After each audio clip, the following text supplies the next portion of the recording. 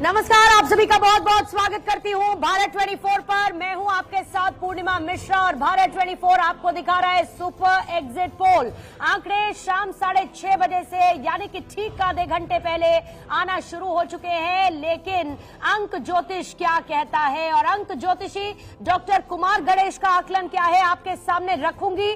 न सिर्फ उन आंकड़ों को रखूंगी बल्कि उनसे चर्चा भी करूंगी। चर्चा कई ऐसे सवालों को लेकर जो उनके आकलन पर आधारित आपको नजर आएंगे। हमारे साथ जुड़े रहेंगे अंक ज्योतिष डॉक्टर कुमार गणेश और उनकी भविष्यवाणी क्या कहती है, उनका आकलन क्या कहता है।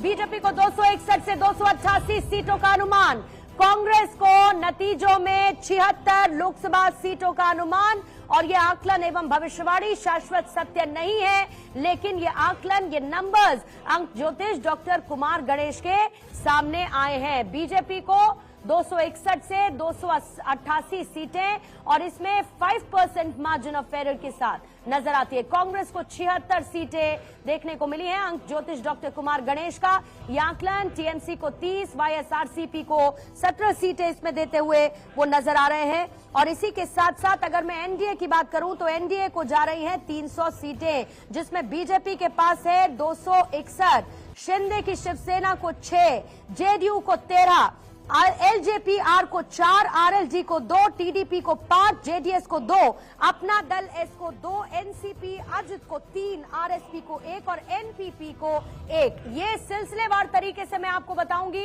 लेकिन उत्तर प्रदेश में जहां पर कांग्रेस को 3 सीटों का आकलन सामने देखने को मिल रहा है, अंक ज्योतिष डॉक्टर कुमार गणेश की तरफ से आंकड़े सामने आए हैं और उनका आकलन इन अंकों के जरिए किसकी हार किसकी जीत को दिखाता हुआ नजर आ रहा है। संभावित, क्योंकि नतीजों से पहले का यह पूर्वानुमान है, क्योंकि नतीजे 4 तारीख को सबके सामने होंगे, लेकिन उससे पहले नतीजों का यह पूर्वानुमान अंक ज्योतिष डॉक्टर कुमार गणेश की भविष्यवाणी के साथ सामने देखने को मिलता है।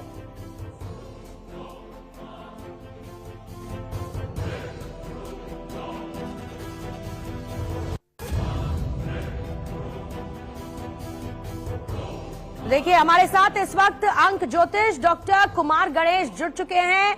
डॉक्टर कुमार गणेश, आपका बहुत बहुत स्वागत है भारत 24 पर। और आपका दिया गया आकलन जो आंकड़ों के जरिए नंबर वाइज सामने आता है वो हमने सामने रख दिया है, लेकिन फिर भी कुछ सवाल है जो आपके इसी आकलन पर आधारित है।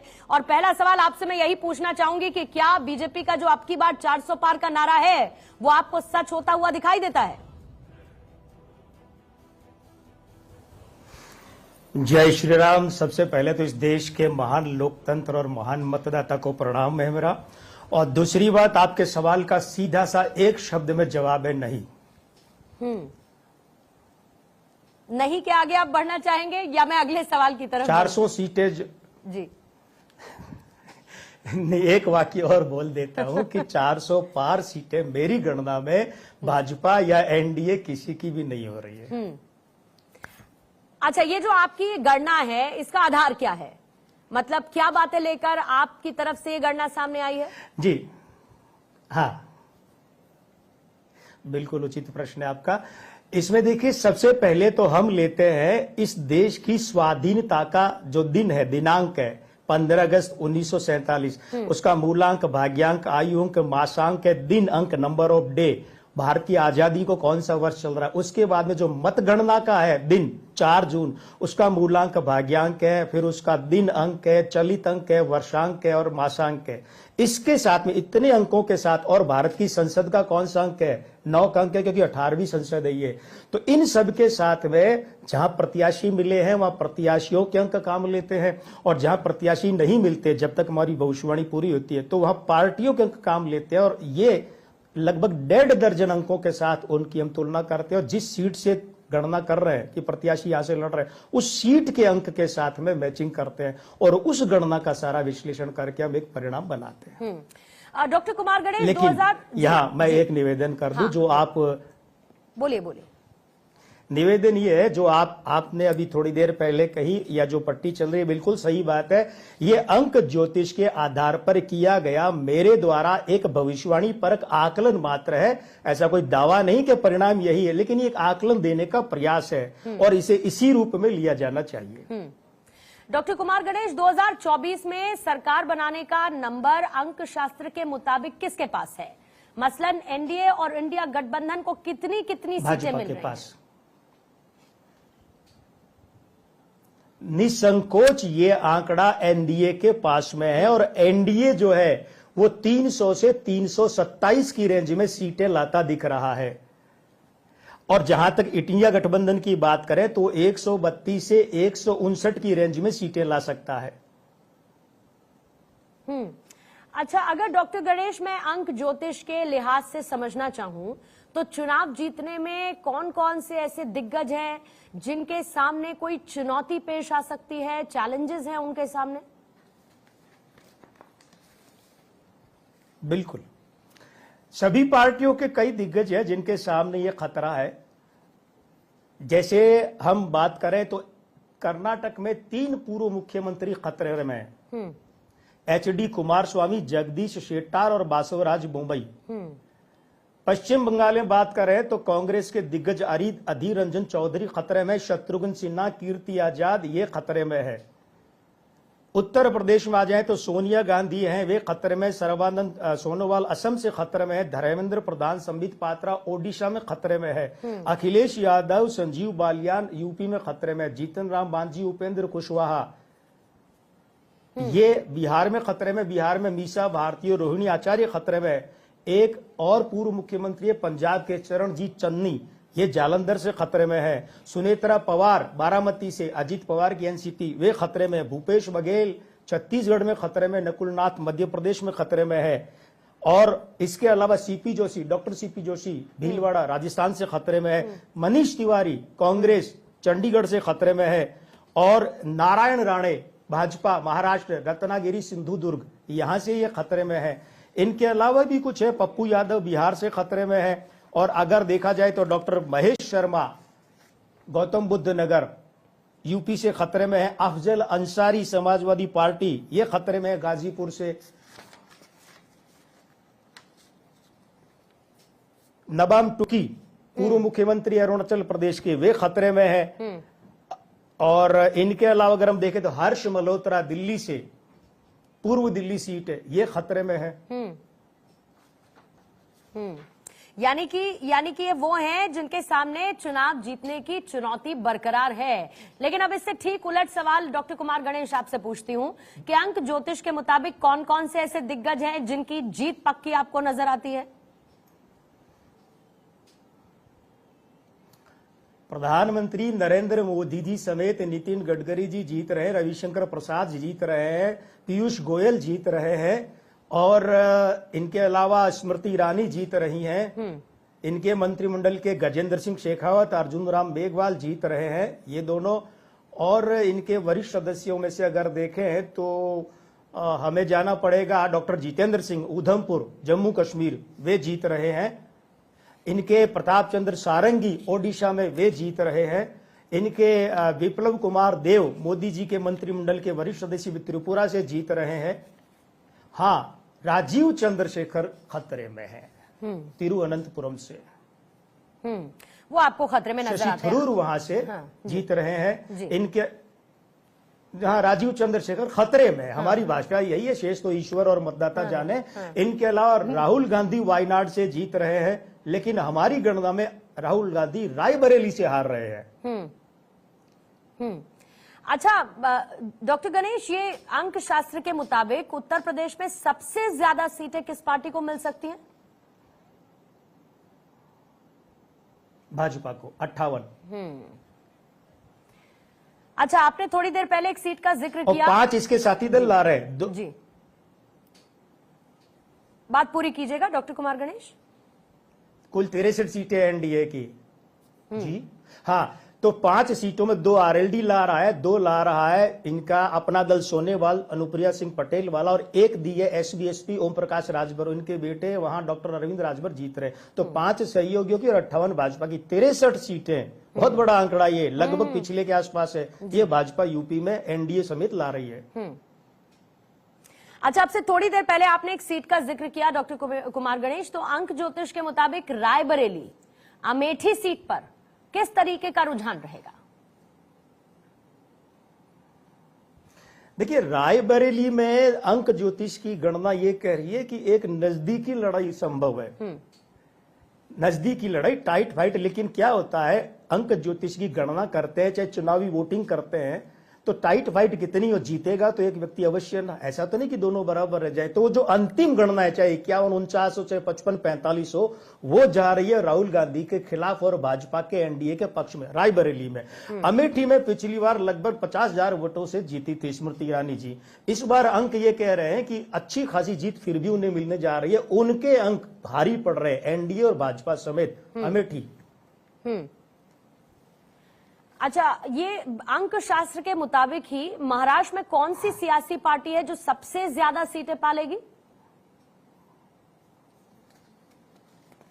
बिल्कुल, देखिए, महाराष्ट्र की अगर हम बात करें तो सबसे ज्यादा सीटों की संख्या है वो आ रही है भाजपा के साथ, और वो है 18।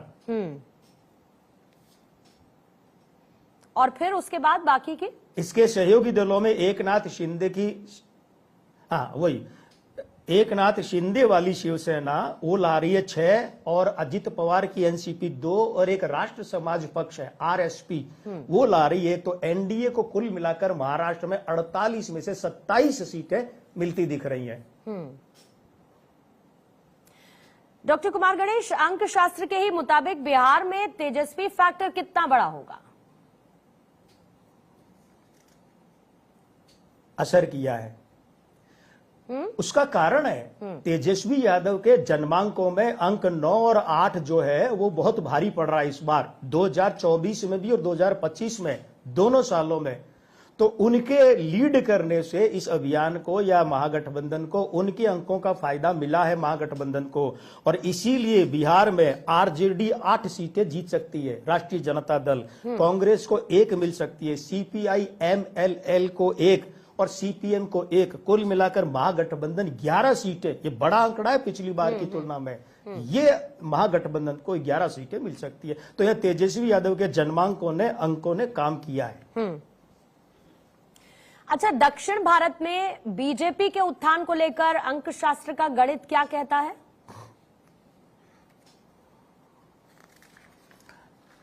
दोनों तरह की खबरें। अब आप बताइए, मैं पहले मीठी सुनाऊं या खट्टी सुनाऊं? मुझे लगता है मीठी से शुरुआत करनी चाहिए आपको। मीठी से शुरुआत यह है कि देखिए, भारतीय जनता पार्टी के चेहरे पर मुस्कान आएगी कि वो इस बार केरल का अभेद्य किला भेदने जा रही है। और यहां पतनमटिट्टा जो सीट है, वहां पर अनिल एंटोनी, जो कांग्रेसी दिग्गज AK एंटोनी के सुपुत्र, जो भाजपा में आ गए थोड़े समय पहले, वे जीतते दिख रहे हैं। तो वो 1 सीट केरल में लाकर भाजपा केरल का खाता खोलने जा रही है। इसके अलावा आंध्र प्रदेश में भाजपा 3 सीटें लाने जा रही है। ये तो 2 अच्छी खबरें हैं। हमारे ज्योतिषियों के लिए तो सब खबरें महत्वपूर्ण है, ना अच्छी ना बुरी है। लेकिन अब जो कड़वी खबर, खारी खबर है, वो ये कि तमिलनाडु में मेरे हिसाब से भाजपा खाली हाथ रहेगी। वहां से 2 बड़े चेहरे हैं, पूर्व राज्यपाल तेलंगाना की तमिलसाई सौंदर्यराजन और भाजपा प्रदेशाध्यक्ष अन्नामलाई, जिन पर भाजपा की उम्मीदें हैं, उनके समेत सारे प्रत्याशी जो खाली हाथ रहेंगे ये। और दूसरा ये है कि कर्नाटक में भारतीय जनता पार्टी पिछली बार जो है 28 में से 25 सीटें जीती थी, इस बार वो सिर्फ 14 जीत रही है, जिसमें 12 भाजपा की और 2 जेडीएस की। हासन और कोलार, मंडिया जेडीएस हार रहा है, तो 14 भाजपा ला रही है, तो वहां कर्नाटक में भाजपा की कम हो रही है। तो दोनों खबरें भाजपा के लिए मेरे पास है, अच्छी और बुरी दोनों आपने उनके सामने रख दी हैं, मीठी और कड़वी दोनों की दोनों। अच्छा, अंक शास्त्र के मुताबिक विपक्ष की किस पार्टी को सबसे ज्यादा सीटें आपको मिलती हुई नजर आ रही हैं, डॉक्टर कुमार गणेश? कांग्रेस को देखिए, मेरे हिसाब से मिल रही है 49 से 76 सीटें, इस रेंज में 49 से 76, 49 से 76। और कांग्रेस के बाद में सबसे बड़ा दल वो तृणमूल कांग्रेस बनता दिख रहा है 30 सीटों के साथ, 29 वहां पश्चिम बंगाल में, और 1 सीट उत्तर प्रदेश में भदोही वाली, जो कांग्रेस और सपा ने उसके लिए छोड़ी है, और जहां से पूर्व कांग्रेसी दिग्गज स्वर्गीय कमलापति त्रिपाठी के पौत्र चुनाव लड़ रहे ललितेशपति त्रिपाठी, वो भदोही। अच्छा, जो विपक्ष की एकजुटता की बात हो रही है डॉक्टर कुमार गणेश, वो आपके आकलन के हिसाब से कितने दिन और टिकेगी, ये महत्वपूर्ण सवाल है बहुत। देखिए, विपक्षी एकता से आपका तात्पर्य शायद इंडिया गठबंधन होगा, क्योंकि बाकी तो एक है ही नहीं है। और रहा सवाल इंडिया गठबंधन को, हमें ये देखना पड़ेगा कि इसके जो लीड रोल वाले लोग हैं उनके जन्मांक क्या है, नामांक क्या है। तो उसके आधार पर देखिए, सबसे पहले तो इंडिया गठबंधन का एक बहुत बड़ा चेहरा, लीड करने वाला चेहरा मल्लिकार्जुन खड़गे। एक तो वो इस साल या अगले साल के शुरू के 2 महीने में, अगले 5-7 महीने में, 8 महीने में विदा हो जाएंगे पद से, राष्ट्रीय पद से कांग्रेस के। तो एक तो इस इंडिया गठबंधन को यह झटका लगेगा कि अगला बड़ा आदमी चाहिए। उसके अलावा इंडिया गठबंधन में मैं जो देख रहा हूं अगले 1.25 साल, मतलब अभी से जून से 15 महीने तक में बहुत कुछ टूट फूट होनी है, बहुत कुछ। महाराष्ट्र के जो अक्टूबर नवंबर में विधानसभा चुनाव होने, इसके बाद टूट फूट होनी है। और अब दिल्ली में जो मार्च फरवरी में 2025 में चुनाव होने, वहां टूट फूट होनी है। झारखंड में जो अभी होने हैं नवंबर में, फिर टूट फूट होनी है। तो ये सब चीजें है ना, अभी इंडिया गठबंधन को प्रतीक्षा करनी चाहिए कि उसके बुरे दिन शुरू होंगे। अच्छा, एक और बड़ा चेहरा है इसी अलायंस का, ममता बनर्जी, डॉक्टर कुमार गणेश। उनकी सीटें बढ़ेंगी कि वो राष्ट्रीय स्तर पर अपना वर्चस्व स्थापित कर सकें? देखिए, निश्चित रूप से मेरी गणना में सीटें तो उनकी बढ़ रही है। पिछली बार 22 मिली, इस बार जैसा मैंने अभी भी निवेदन किया कि 29 तो पश्चिम बंगाल में आ रही है और एक आ रही है उत्तर प्रदेश में भदोही वाली, तो 30 सीटें ला रही है। तो निश्चित रूप से उनका वजन बढ़ेगा, उनका कद बढ़ेगा, लेकिन पद नहीं बढ़ेगा, विस्तार नहीं होगा। वो जो भी मजबूत होंगी वो पश्चिम बंगाल में होगी। क्योंकि एक और चीज आपसे निवेदन करूं कि देखिए, 2026 में विधानसभा चुनाव से पहले ममता बनर्जी को प्रशासनिक और सांगठनिक बड़े बड़े झटके लग सकते हैं। तो समय इनका कोई बहुत अच्छा नहीं है इस चुनाव के बाद, खासकर इस अक्टूबर में जब उनका जन्मदिन आएगा 5 अक्टूबर को, उसके बाद से उनका तो बुरा वक्त शुरू हो रहा है। उनके विरुद्ध न्यायिक कार्यवाहियां, प्रशासनिक कार्यवाही, संवैधानिक कार्यवाहियां, पार्टी टूटना, लोग भागना, बहुत कुछ हो सकता है। तो इसलिए उनका प्रभुत्व नहीं बढ़ेगा। हाँ, सीटों की संख्या अवश्य बढ़ेगी। अच्छा, ये बीजेपी का आरएलडी के साथ, सुभाषपा के साथ, टीडीपी के साथ, पवन कल्याण की जनसेना पार्टी के साथ, शिवसेना के साथ, एनसीपी और साथ ही जो जेडीएस है उसको अपने साथ लाने का क्या कोई लाभ होता हुआ आपको दिखता है? सिर्फ यूपी तक। देखिए, उत्तर प्रदेश में ये कैसे मानेंगे हम कि 2 सीटें दी थी आरएलडी को भाजपा ने, वो दोनों जीत रही है, बिजनौर और बागपत। उसके अलावा सुभाषपा जो है उसको एक घोषी सीट दी थी, वहां अरविंद राजभर जीत रहे, ओम राजभर के बेटे। और उसके अलावा अपना दल सोनेलाल, अनुप्रिया पटेल वाली को 2 सीटें दी थी, रॉबर्ट्सगंज और मिर्जापुर, वो दोनों जीत रहे, 100% रिजल्ट दे रहे हैं। लेकिन भाजपा ने गलत चयन कर लिया बिहार में नीतीश बाबू की पार्टी का, महाराष्ट्र में खंडित शिवसेना और खंडित एनसीपी, भले चाहे निर्वाचन आयोग उनको पूर्ण नाम देता हो, लेकिन टूटकर जो बना, वहां गलत निर्णय कर लिया जोड़ने का। और इसी तरीके से यही गलत निर्णय आंध्र प्रदेश में सिद्ध होगा, क्योंकि हमारे आकलन के अनुसार पवन कल्याण की जनसेना पार्टी कुछ नहीं जीत रही है, 5 सीटें दी वो खाली रह रही है, और टीडीपी बुरा करने जा रही है। टीडीपी कोई बहुत चमत्कारिक प्रदर्शन नहीं करने जा रही है। और फिर मैं निवेदन कर दूं कि अंक ज्योतिषीय गणना मात्र है, उसके आधार पर किया गया आकलन, कोई फतवा नहीं है। लेकिन टीडीपी अच्छा नहीं करने जा रही है। और उसके अलावा तमिलनाडु में जो एक गठबंधन बनाया भाजपा ने एनडीए का, वो कोई भी दल डीएमडीके समेत अच्छा नहीं करने जा रहा है, ठीक है। और जो रामदास वाली पार्टी है पीएमके, वो भी कोई अच्छा नहीं करने जा रही है। तो इसीलिए सिर्फ उत्तर प्रदेश के अलावा बाकी पूरे देश में भाजपा ने जिससे भी गठबंधन किया वो भाजपा पर बोझ है। मैं और गहरे से जोर देना चाहूंगा अपने अंक ज्योतिष के आधार पर कि बाकी पार्टियां जो है वो मोदी जी के नाम का फायदा उठाएंगी। भाजपा के अलावा यूपी वाली भी, उन्हें मोदी जी के नाम का फायदा मिल रहा है, मोदी जी के अंकों का, लेकिन उनके अंक मोदी जी को फायदा कुछ विशेष देते नजर नहीं आ रहे। बोझ है यूपी के अलावा बाकी सारे जो है अंक ज्योतिष के हिसाब से दायित्व है भाजपा पर, भाजपा के लिए अलंकरण नहीं है। एक अंतिम और महत्वपूर्ण सवाल डॉक्टर कुमार गणेश आपसे, दिल्ली में इस बार बीजेपी ने 7 में से 6 प्रत्याशी अपने बदल दिए, तो क्या बीजेपी को इसका लाभ होता दिख रहा है या फिर इसकी हानि है? लाभ बहुत अधिक हो रहा है, हानि थोड़ी सी हो रही है कि एक पूर्वी दिल्ली की सीट जो है हर्ष मल्होत्रा वाली, मेरी गणना के हिसाब से वो भाजपा हार रही है और वहां कुलदीप कुमार आम आदमी पार्टी के जीतने जा रहे हैं। एक थोड़ा सा ये नुकसान है, बाकी भाजपा का जो पैतरा है बहुत सफल सिद्ध होगा। 6 सीटें यहां कम से कम भाजपा लाने जा रही है, तो ये दांव तो अच्छा चला है, उन्होंने सफल है। ठीक है।